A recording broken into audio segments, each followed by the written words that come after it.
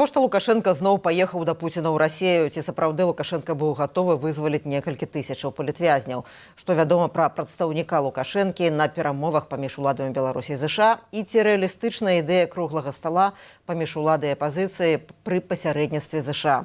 Добры дзень, з вами Ганна Соўсь, гэта Пік Свабоды. І сёння мы абмяркоўваем у жывым эфіры найважнейшыя падзеі тыдня з палітычным аналітыкам інфармацыйнага агентства «Позірк» Александром Класкоўскім. Добры дзень, спадар Александр. Добрый день. Таксама ў нашым эфіры былы кіраўнік канцылярыі міністра абароны Нямецчыны патлумачыць, чаму ён не сумняецца, што Беларусь выкарыстаюць для магчымага нападу Расіі на краіны НАТО. І таксама мы пагаворым з беларускімі былымі добраахвотнікамі, а цяпер палітыкамі Вадзімам Кабанчуком і Александром Кулачко пра тое, чаму здараюцца трагедыі з былымі беларускімі ваярамі ў мірным жыцці. Але да галоўнай тэмы сённяшняга дня давайте пяройдзем. Александр Лукашенко сёння сустракаецца з Владзімірам Пуціным на расійскім востраве Валаам.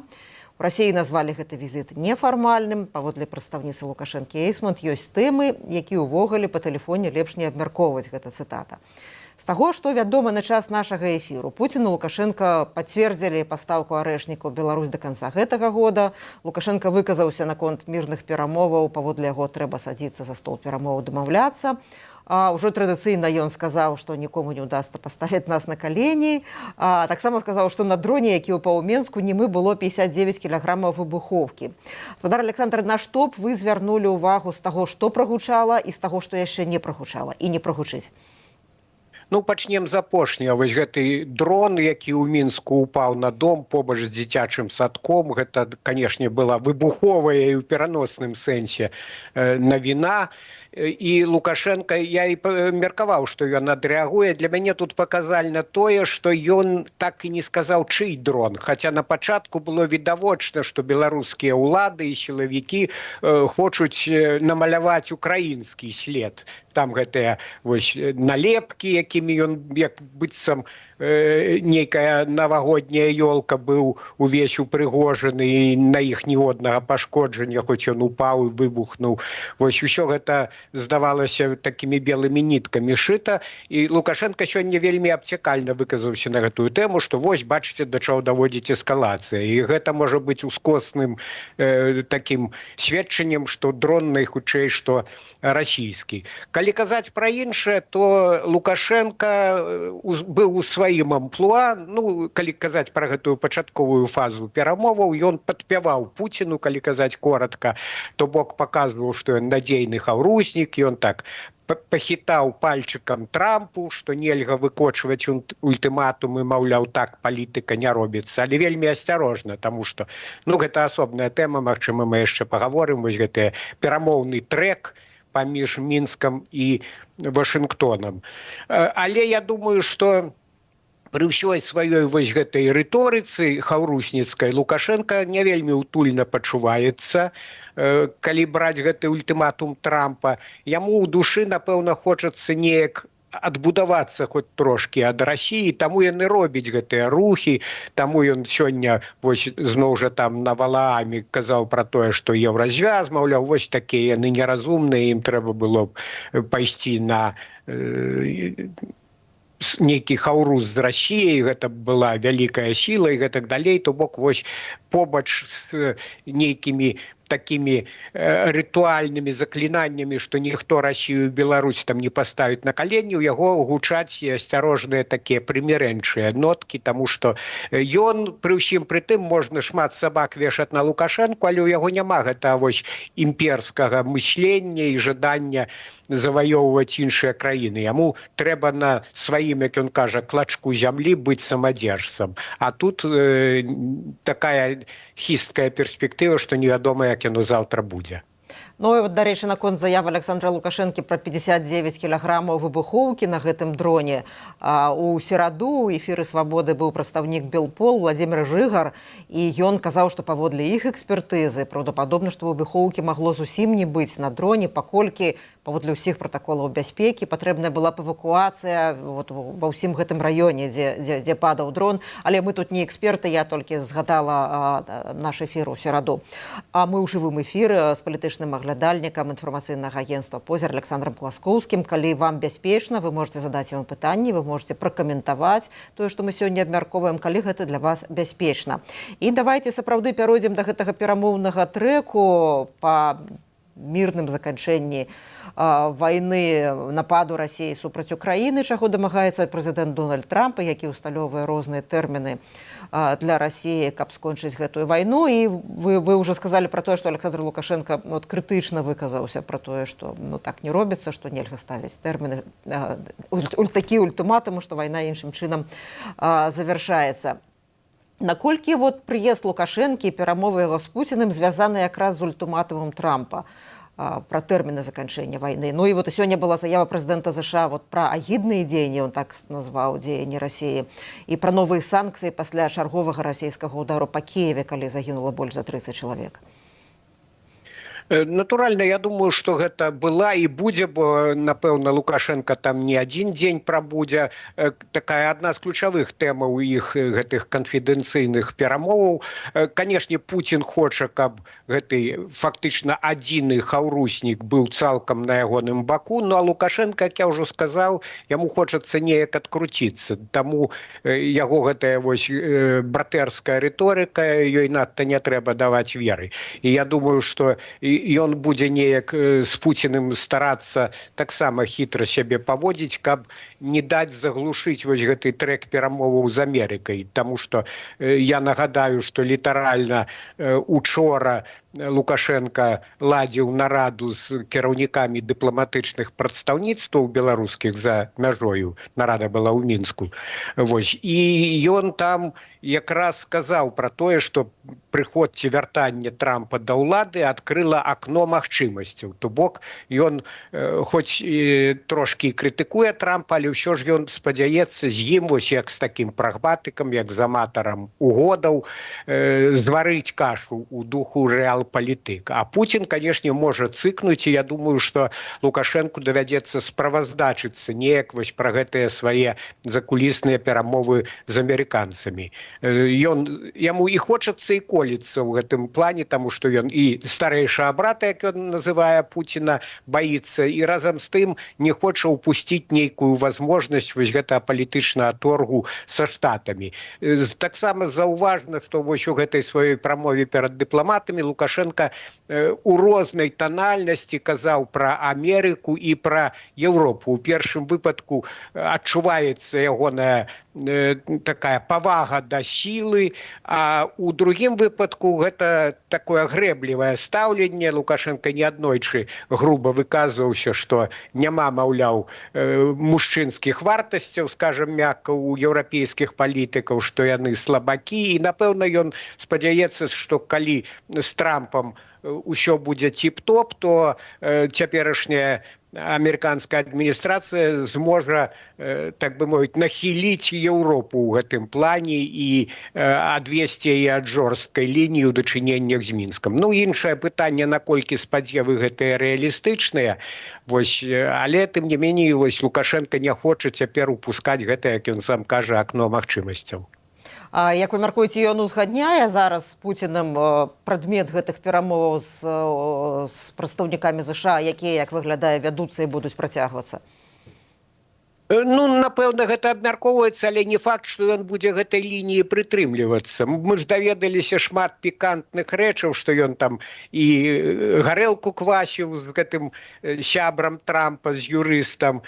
І я памятаю, быў момант яшчэ, калі пра іншыя мірныя перамовы казаць, Мінск-2, калі ў прыватнасці там Парашенко, Пуцін і заходнія лідары прыляталі ў Мінск, і выпадкова з запіс стаў публічным пра тое, што Лукашенко Парашенку шаптаў нейкія словы там пра вераломства Пуціна. Пры тым, што з Пуціным, канешне, ён сябе паводзіў як адданы хаўруснік. Так што ён можа Пуціну сказаць адно, а з амерыканцамі будзе гаварыць зусім пра іншае. І нашым, і вашым, так бы мовіць. І я думаю, што калі Кіт Келах прылятаў у Мінск, дык адным з ягоных інтарэсаў было тое, каб праз Лукашенку даведацца, што там думае Пуцін, як можна з ім выйсці на кантакт, наадварот, на якія можна кнопачкі, так бы мовіць, гузікі націснуць, каб ён болей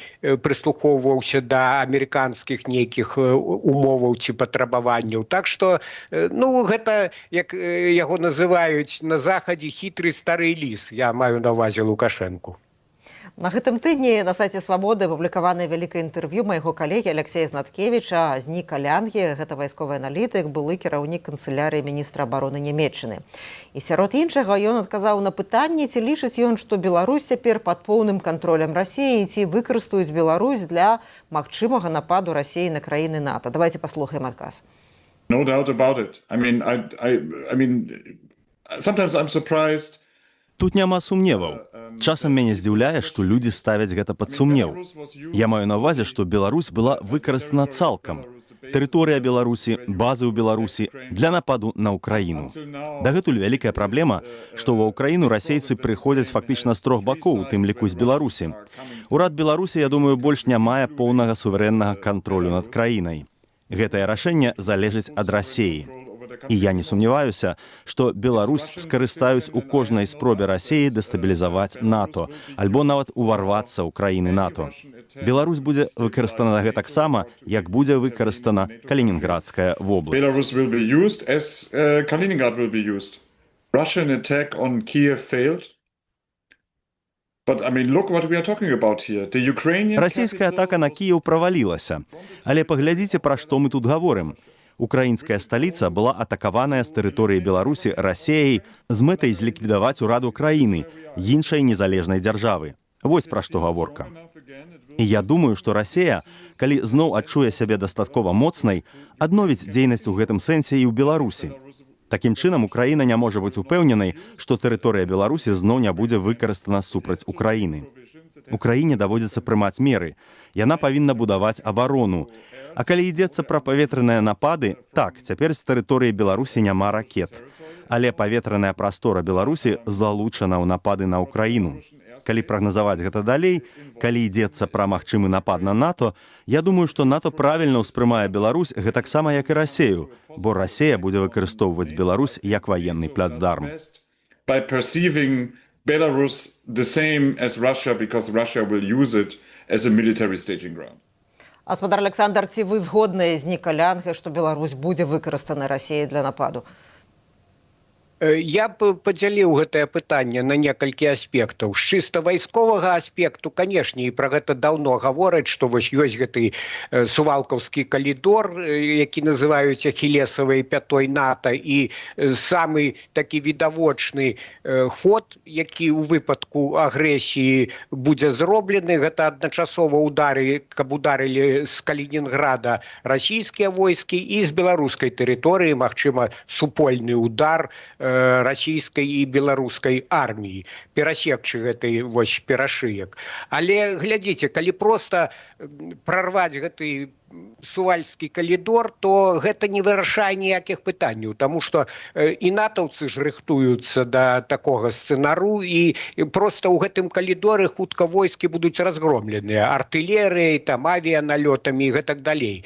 Калі ўжо прабіваць гэты калідор, то трэба па ідэі акупаваць усе краіны Балтыі. І тут іншае пытанне, ці хопіць у Пуціна на гэта пораху. Відавочна, што пакуль ён вядзе вайну з Украінай, у яго няма дастатковых рэзерваў. Вось заўважце, што нават гэтыя манеўры Захад-2025, яны у выніку ва всякім разе так пракламуецца, так абвешчана, маштаб іх будзе зменшаны, яны будуць адведзены далей ад межаў Украіны і НАТО. Гэта не таму, што Пуцін такі міралюбны, а таму, што, я думаю, так ці іначай ён не ў стане нейкі сабраць ударны кулак. Таму на сённяшні дзень гэта пагроза такая хутчэй прывідная, патэнцыйная. І мне здаецца, што вось у прамовах гэтага нямецкага былога супрацоўніка Міністэрства абароны, ну, ёсць такія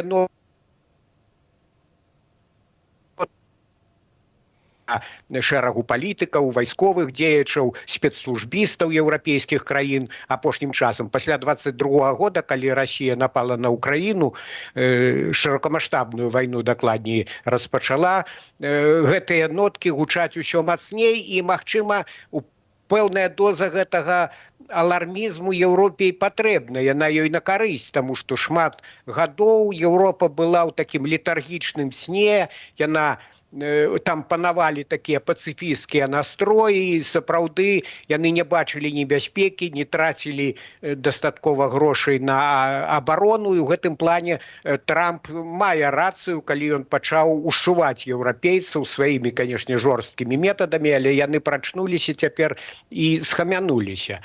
І тут, калі казаць пра магчымасць нападу Расіі і Беларусі на краіны НАТО, то акрамя ўсяго іншага, тут пакуль што на сённяшні дзень вельмі шмат такіх пераменных, якія цяжка прагназаваць. Па-першае, калі і на якіх умовах скончыцца вайна ва Украіне.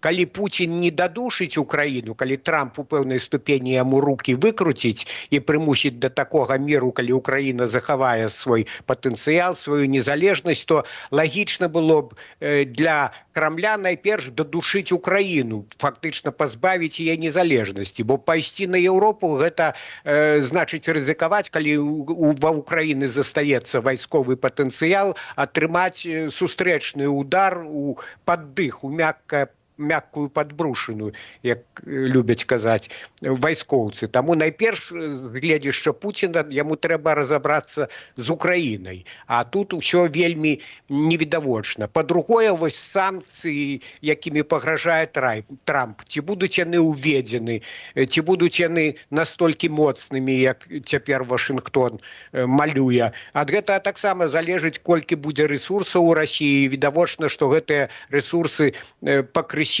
ўсё ж такі змяншаюцца. Таму тут шмат усялякіх чыннікаў. І яшчэ б я адзін момант адзначыў, вось мы чыста рацыянальна стараемся ўсё гэта раскласці па палічках, але з рацыянальнага пункту гледжання мала хто з аналітыкаў дапускаў, што Пуцін нападзе ў 22-м годзе на Украіну. І сёння гэта здаецца крокам ірацыянальным, таму што Расія нічога фактычна не дамаглася. Яе другая, так бы мовіць, армія свету, яна там пераціраецца ў пыл ва Ўкраіне, яна, Расія атрымала велізарныя санкцыі, Фінляндыя і Швецыя ўступілі ў НАТО, і такім чынам атрымліваецца, што выйгрыша вялікага выйгрышу няма, сваіх мэтаў гэтай так званай спецыяльнай вайсковай аперацыі Пуцін не дасягнуў. Але тут пытанне, наколькі рацыянальна мысліць сам Пуцін. Ёсць пэўныя сімптомы таго, што ён усё болей адрываецца ад рэальнасці, і ў яго дамінуюць вось гэтыя ірацыянальныя імперскія ідэфіксы. Таму гэты чыннік таксама варта ўлічваць і даваць галаву на адсячэнне, што Пуцін ніколі не паспрабуе на зуб краіны НАТО, я б не стаў. Ну і нас актыўна каментуюць у жывым чаце да нашай трансляцыі. Я зачитаю некаторыя каментары. Трамп изначально, комментарий на русской мове, изначально показал, на чьей он стороне. Думаю, что после 8 августа назначит еще 2 недели и нечто подобное. Совершенно логично для Путина. Новый комментарий: снова пойти на Украину с Республики Беларусь. Немец мае рацию. Ну, маецца на увазе Ніка Лянге, былы супрацоўнік Міністэрства абароны. Ён таксама адказаў на пытанне майго калегі Алексея Знаткевіча, ці бачыць ён нейкія шансы вывесці Беларусь з-пад кантролю Расіі. Давайте паслухаем адказ. I think it was a big mistake, a strategic mistake by Я лічу, што гэта была вялікая памылка. Стратэгічная памылка многіх заходніх краін недастаткова падтрымаць пратэсты ў Беларусі і не зрабіць Беларусі прапанову, не ўдзельнічаць у сітуацыі больш актыўна. Маю на ўвазе, што Захад толькі і выказаў падтрымку збоку, а потым назіраў, як усіх арыштоўваюць, усіх саджаюць у турмы, і пратэсты згасаюць. Падыходы Еўропы павінны быць не такімі. І мы цяпер бачым падобныя падзеі ў Грузіі. Таму еўрапейцы агулам не вельмі добра прасоўваюць свае інтарэсы ў рэгіёне. Але думаю, што калі з'явіцца шанец мець іншую Беларусь, дык еўрапейцы мусяць быць вельмі актыўнымі. But I think if there is a chance to have a different Belarus, I think the Europeans should be very active. Спадар Александра, я таксама хацела вас папрасіць пракаментаваць меркаванне нямецкага вайсковага аналітыка, у тым ліку пра вялікую стратэгічную памылку, як ён лічыць многіх заходніх краінаў, якія недастаткова паводле яго падтрымалі пратэсты ў Беларусі, не зрабілі Беларусі прапанову не ўдзельнічаць у сітуацыі больш актыўна. Што вы думаеце? Я думаю, што гэтыя развагі выглядаюць неяк ідэалістычна, яны адарваныя ад рэальнасці. Мне не зразумела, які мог бы быць механізм гэтай падтрымкі, як можна было перашкодзіць гэтым амонаўскім дручкам, пасадкам у турмы, здзекам над зняволенымі і гэтак далей. Калі гэта чыста рытарычная падтрымка, яна б нічога натуральна не змяніла. Зброю даваць удзельнікам пратэстаў, на гэта б еўразвяз не пайшоў. Свае вайсковыя сілы ўводзіць, тым болей, таму што з вялікай рызыкай, з вялікай імавернасцю гэта б азначала вайсковае сутыкненне з Расіяй. Еўразвяз, вялікае пытанне, ці сёння гатовы да такога сутыкнення, калі гаворка ідзе пра магчымую пагрозу самому еўразвязу, а класці жыцці сваіх салдат за Беларусь, ніколі б Еўропа на гэта не пайшла. І ўвогуле, нездарма ж кажуць, што гісторыя не цярпіць умоўнага ладу. Я думаю, што не вельмі прадуктыўна цяпер разважаць пра 20-й год. А вось калі б гэта ўсё умоўны лад. Уже 5 гадоў прайшло, і заўважце, нямецкі аналітык, ён кажа пра 20-й год і кажа пра нейкую перспектыву. Вось калі адкрыецца акно магчымасцяў, нам трэба зноўку падтрымаць Беларусь. А пра сённяшні дзень нічого не кажа. Мне здаецца, што каб гэта акно магчымасцяў адкрылася, Еўропе трэба болей сёння спрыяць дэмакратычнай частцы беларускага грамадства. Але у еўрапейскіх краінах, асабліва ў суседніх, пераважваюць інтарэсы так званай секьютарызацыі. Яны адгароджваюцца сцяной. Беларусаў фактычна замыкаюць у гэтай дыктатуры, ім усё цяжэй трапіць за мяжу, яны стаяць у вялікіх чэргах, санкцыі таксама б'юць па простых людзях і даходзіць іншым разам да абсурду, калі там, мы ж памятаем, на літоўскай мяжы прымушалі людзей бутерброды там і бутэлькі з мінералкай выкідаць. Няўжо гэта нейкая пагроза, гэта ж не бомбы для еўразвязу. То бок сёння трэба падтрымліваць Беларусь, болей візаў для беларусаў, болей нейкай гуманітарнай падтрымкі, па магчымасці ўсё ж такі знаходзіць баланс паміж гэтай секьютарызацыяй і рэальнай падтрымкай еўрапейскіх настрояў у Беларусі. Бо Лукашенко і ягоная прапаганда на гэтым вось спекулююць, кажуць, што ў Еўропе вас ніхто не чакае, і гэта, як паказвае сацыялогія, мяняе настроі ў грамадстве не на карысць еўрапейскага выбару. І давайте вернемся да тэмы перамоваў уладаў Беларусі і ЗША, пра якую мы ўжо пачалі гаварыць. У чацвер сталы прадстаўнік Беларусі ў АН Валянцін Рыбакоў заявіў, што рыхтуюцца чарговыя крокі з абодвух бакоў у перамовах Беларусі і ЗША. А раней, выступаючы перад дыпламатамі, Александр Лукашенко заявляў, што быў гатовы вызваліць некалькі тысяч палітзняволеных, але амерыканцы адмовіліся. Што можа стаяць за гэтымі дзвюма заявамі, і ці могуць і на якіх умовах могуць быць вызвалены чарговыя палітвязні, нават вялікая колькасць палітвязняў? Я б сказаў, па-першае, што выказванне Лукашэнкі трэба дзяліць на 10, як у такіх выпадках кажуць, таму што не факт, што менавіта такі шырокі жэст ён зрабіў амерыканцам, але разам з тым вось гэтая рыторыка, яна паказвае, што на пэўныя саступкі ў гэтым плане Лукашенко гатовы. Я думаю, что тут пытанне у тым, ці ёсць у амерыканскага боку сапраўды нейкая такая дальнабойная, так бы мовіць, пакрокавая стратэгія, что потому что зразумела, Лукашенко не таму адпускае палітвязняў, што ён вялікі гуманіст, а таму, што яму паказваюць нейкі пернік. І вось у гэтай сваёй прамове перад дыпламатамі ён празрыста некалькі разоў намякаў, што мяч на баку амерыканцаў, маўляў, што вы дасце мне ўзамен? Мы подумаем, так ён пераказваў гэты дыялог. Ну ідзіце, думайце. То бок Лукашенко цяпер чакае нейкага кроку ад адміністрацыі Трампа і, напэўна, калі Рыбакоў кажа, ўсё ж такі ён сваю рэпутацыю просто так бы не ставіў пад удар, напэўна, ўсё ж такі нейкая дарожная мапа у працэсе гэтых перамоваў абмеркаваная. Іншая рэч, што гэта ўсё адно дамовы такія даволі хісткія, таму што тут шмат чыннікаў, і вось мы ў прыватнасці ўжо абмяркоўвалі гэты расійскі чыннік, гэта як дамоклаў меч вісіць над Лукашэнкам, і калі Пуцін вельмі захоча, то ён, канешне, можа прымусіць Лукашэнку спыніць гэтыя перамовы. Але разам з тым я б не...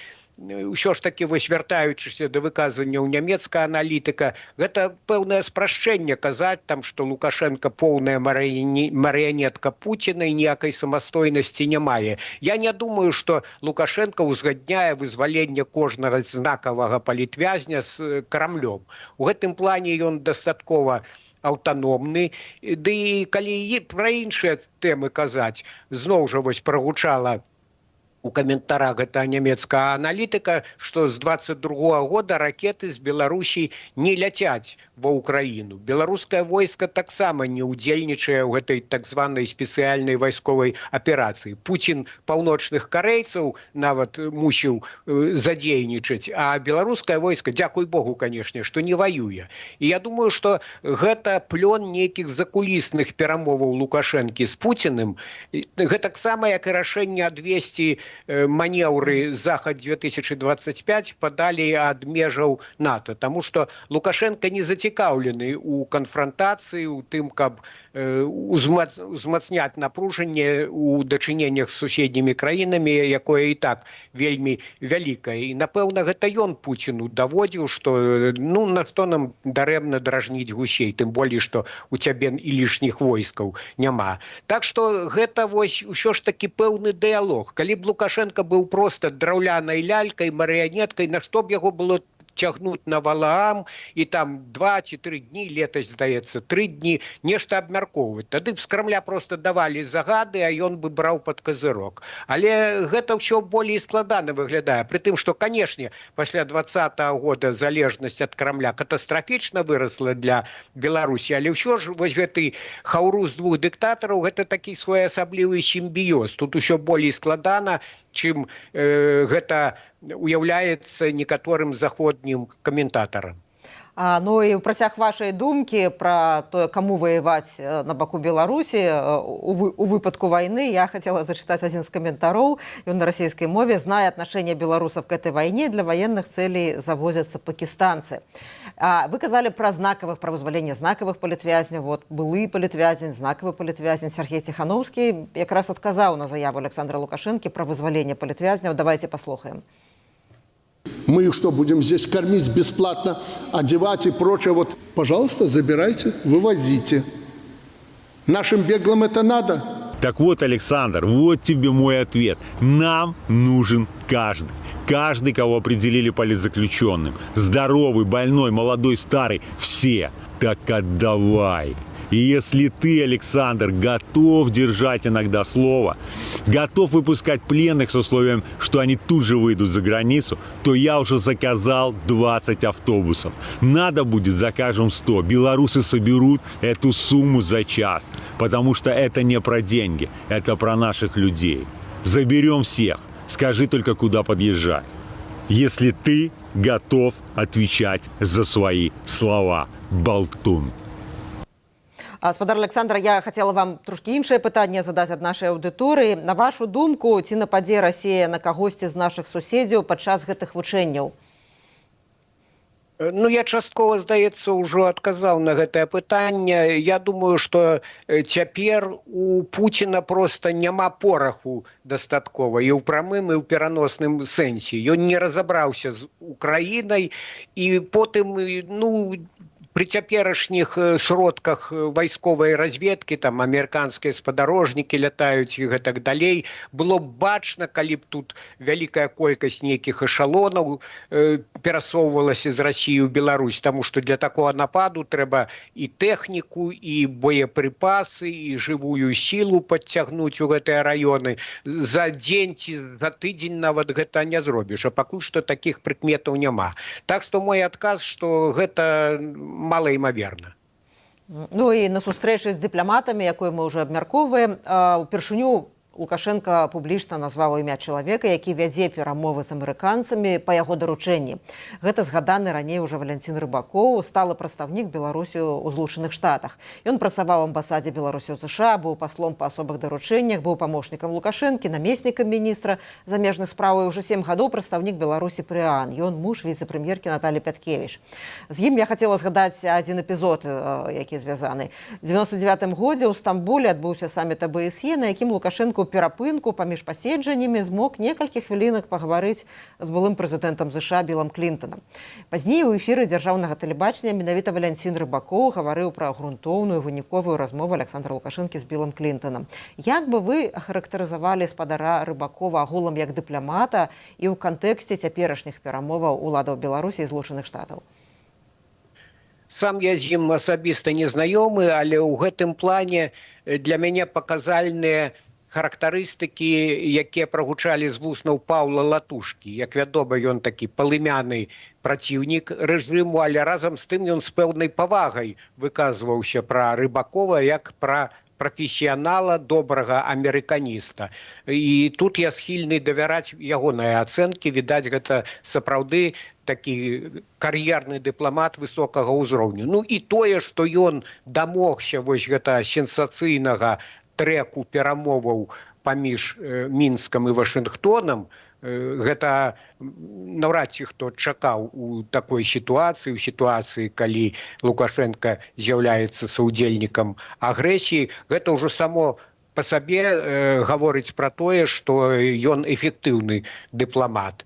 Ну, іншая рэч, вось вы згадалі гэты прыклад, які быў у Стамбуле, калі Рыбакоў падгуляў Лукашэнку ў ягоным піяры, тады Клінтон, здаецца, проста нават не зразумеў, што за чалавека да яго падвялі, і проста на аўтамаце яму паціснуў руку, а потым не адзін месяц беларуская прапаганда трубіла пра тое, якая там грунтоўная гутарка адбылася. І мы бачым, што гэта вось маленькі эпізод, але ён паказвае, што Рыбакоў, канешне, аддана служыць рэжыму, ягонаму правадыру.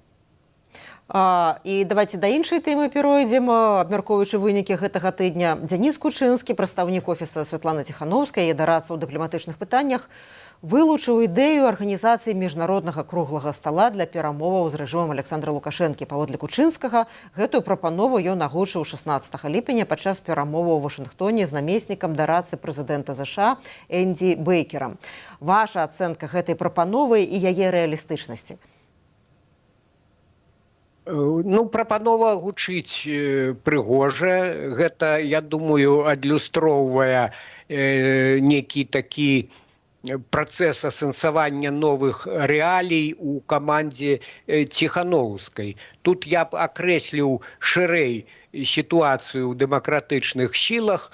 Яшчэ летась вось на канферэнцыі была палеміка і паміж у прыватнасці Андрэем Ягоравым і Паўлам Латушкам, і я тады ўжо пісаў у сваіх аналітычных матэрыялах пра тое, што ў беларускай апазіцыі вызначыліся дзве плыні. Умоўна кажучы, максімалісты і прыхільнікі болей мяккага, гнуткага, дакладней, падыходу да кантактаў, там, да з афіцыйным Мінскам.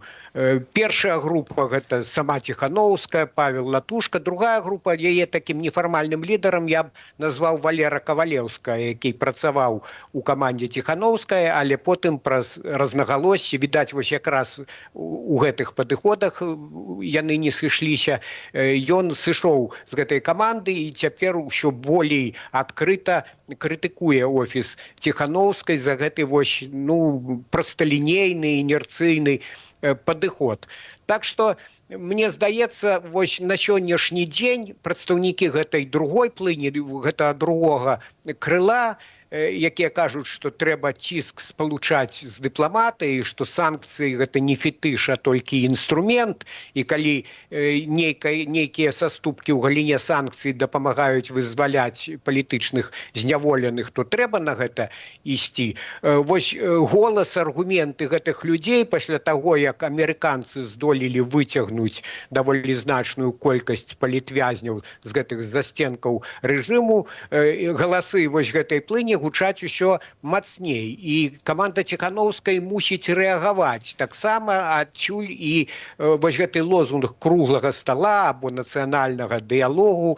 Сама Святлана Ціхановская некалькі разоў за апошнія тыдні паўтарыла яго ў сваіх інтэрв'ю, прычым праводзіла паралель з польскім круглым сталом канца 80-х гадоў. Але сама гэта паралель кульгае, таму што няма таго комплексу умоў, які прымусіў тады польскіх камуністаў сесці за гэты круглы стол. Няма для Лукашэнкі такіх умоў, якія яго прымусілі пайсці на аналагічны крок. Таму што тады у Польшчы, не за межамі, як цяпер вось палітычная апазіцыя, у Вільні, у Варшаве, а ў самой Польшчы салідарнасць узнімала на страйкі многія тысячы людзей, і краіна скаланалася ад гэтага страйкавага руху, ад маніфестацый з палітычнымі патрабаваннямі. Гэта адзін момант, то бок палітычная сіла апазіцыйная дзейнічала і вельмі ўдала, эфектыўна ўнутры краіны. Гэта на сёння ў беларускіх дэмакратычных сілаў няма. І другі момант, тады ўжо пачаў хістацца старэйшы брат тагачаснага польскага рэжыму Савецкі Саюз. Тут можна правесці паралелі са старэйшым братам Лукашэнкі, як ён сам кажа, з Расіяй. Яна, канешне, цярпіць ад санкцый, яе рэсурс пакрысе змяншаецца, але запас трываласці яшчэ ёсць, і сказаць, што рэжым Пуціна сёння хістаецца, я думаю, што цвярозы аналітык гэта не скажа. Таму няма такіх умоў і вонкава-палітычных, і унутрыпалітычных, каб праводзіць паралель з польскім круглым сталом. Гэта адзін момант. Другі момант, а на што Трампу з аднаго боку і Лукашэнку з іншага боку яшчэ трэці нейкі гулец, калі яны ўжо наладзілі паміж сабой дыялог. Тым болей, што гулец гэта, напрыклад, калі браць амерыканскі бок, для іх вельмі праблемны. Гэты гулец ставіць ультыматумы, што мы без Лукашэнкі, там трэба спачатку, каб усе палітвязні выйшлі, каб спыніліся рэпрэсіі, каб Ціхановская мела права фармаваць каманду на гэтыя перамовы і гэтак далей, і гэтак далей. Гэта нерэалістычны максімалісцкі падыход, і на што Трампу ці Келагу вось з такім дадатковым грузам ісці на перамовы з Лукашэнкам, калі яны могуць наўпрост без гэтых такіх складаных момантаў паміж сабой вырашаць пытанні. А Лукашэнку тым болей гэта не патрэбна, таму што з яго боку пытанне простае, а што мне можа даць апазіцыя, што мне могуць даць гэтыя беглыя, які пернік яны могуць прапанаваць. Таму, рэзюмуючы адказ на гэтае пытанне, я б сказаў, што ў прынцыпе, у ідэале, у разліку на будучыню, гэта ідэя, канешне, слушная, але на сённяшні дзень яна вось у такой максімалісцкай фармулёўцы, на мой погляд, зроблена з такім палітычным разлікам, каб прагучала адмова з боку рэжыма, і потым можна было б сказаць, што вось бачыце, мы зрабілі такі жэст высакародны, а рэжым паказаў сваё сапраўднае аблічча. Вы гаворыце пра цвярозую аналітыку, тут вельмі шмат каментароў прыходзіць, я не маю часу все зачытваць, і вот камплімент у ваш бок. Аналітык ад Бога вас назвалі, адзін з нашых каментатараў. І я вот апошняе пытанне хацела вам задаць, скончыць гэтую частку нашай выніковай перадачы. Незабаве 5 гадоў споўніцца ад прэзідэнцкіх выбараў 2020 году. Бліжэй да даты будзе поўна падсумавання, ўжо яны пачынаюцца. Што адбылося, што не адбылося за 5 гадоў, дзе мы цяпер? Як вам падаецца, пад якой фармулёўкай падзеі 2020 году увойдуць у падручнікі гісторыі, якія будуць напісаныя не цяпер, а гадоў праз 10, 20, магчыма?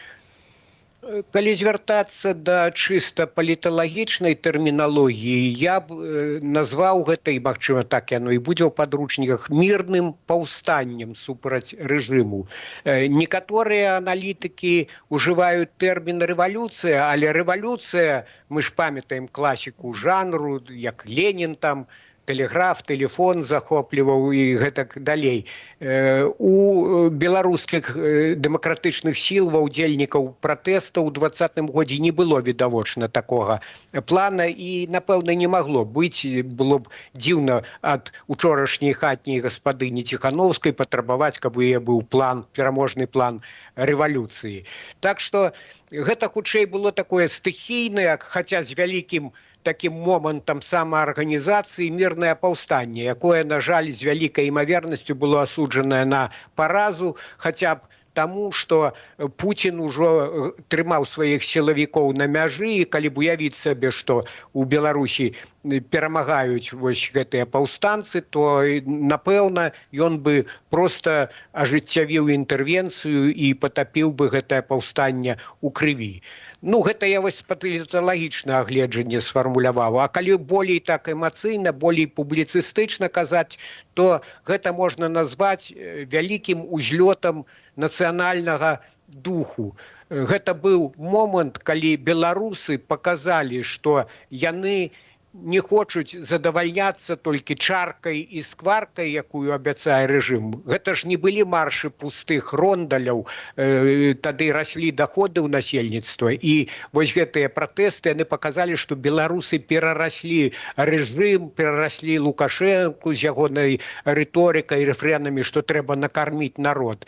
Яны паказалі, што яны не быдлаўстойлі, што яны хочуць, кажучы словамі Купалы, людзьмі звацца. І вось гэты узлёт нацыянальнага духу, ён увойдзе ў гісторыю. Я думаю, што нашчадкі, патомкі будуць ганарыцца гэтым момантам выступу іх продкаў. Александр, дзякуй вялікі за вашу аналітыку, дзякую, што вы заўсёды прыходзіце ў эфір Свабоды. Сёння мы гутарылі з палітычным аналітыкам інфармацыйнага агенцтва «Позірк» Александрам Класкоўскім.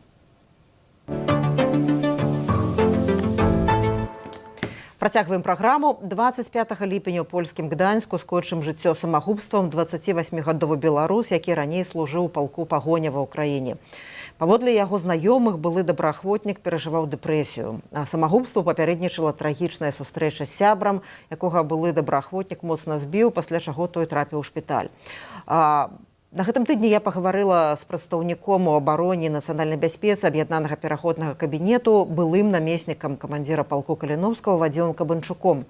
Кабанчук кажа, што ведае некалькі трагічных выпадкаў з былымі добраахвотнікамі пасля сыходу з фронту, і все яны звязаныя з посттраўматычным сіндромам.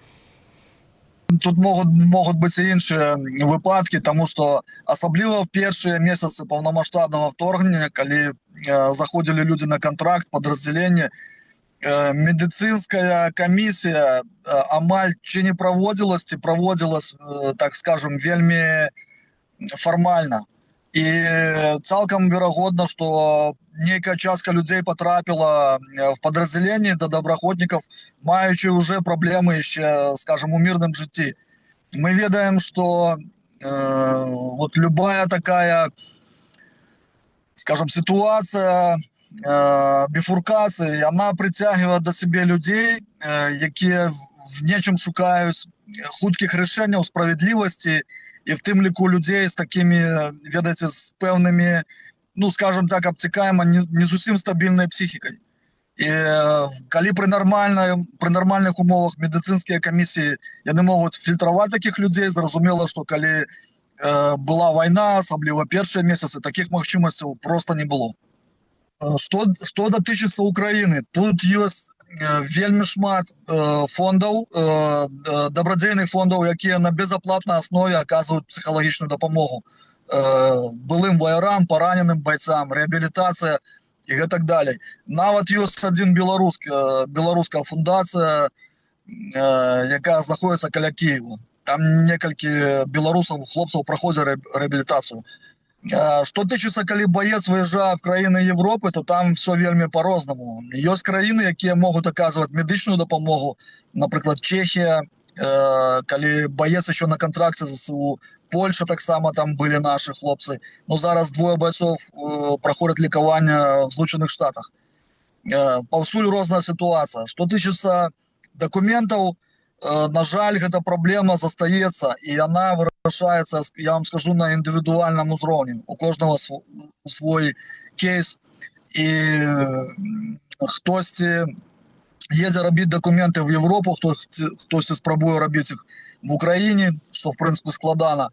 Потому что, на жаль, бюрократычны апарат в Украіне ставіцца да беларусаў, нават нягледзячы на тое, што ў іх ёсць вайсковы квіток, ці ён былы ваяр, вельмі так скептычна, тому што все ж таки яны нас далучаюць да краіны, якая мала дачынення да суагрэсіі.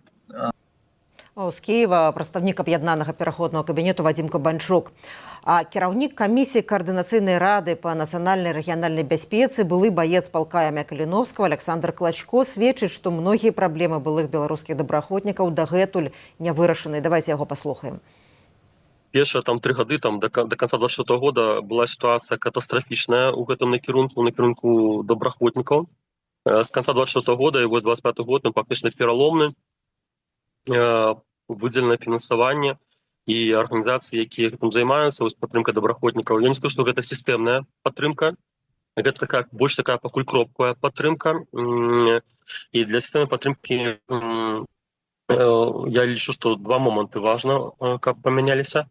Каб беларускія добраахвотнікі, матывацыя добраахвотнікаў стала зразумела большасці беларускага грамадства, каб пра гэта не баяліся казаць прадстаўнікі дэмакратычных сіл заходнім партнёрам пры сустрэчах, таму што ў свой час эта тэма была проста табуіравана, называлася, што гэта тэма, яе нельга падымаць.